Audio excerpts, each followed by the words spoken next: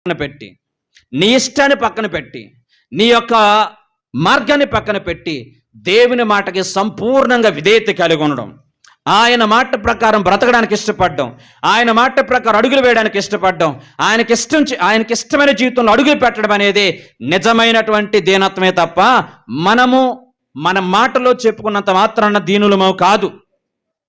మన దీనత్వంగా ప్రదర్శించి దీనత్వంగా మాట్లాడి హృదయం నిండా కూడా దేవునికి వ్యతిరేకమైనవని చేయడం ద్వారా మన దీన మనసు కలిగిన వారం కాదు.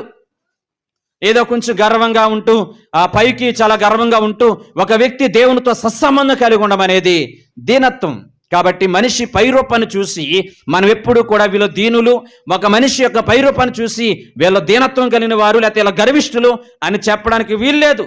ఏ మనిషి అయితే గనక దేవుని చిత్త ప్రకారంగా అడుగులు వేయడానికి ఇష్టపడతాడో ఆ వ్యక్తి మాత్రమే దీనుడని వాక్యం సెలవిస్తుంది. అందుకనే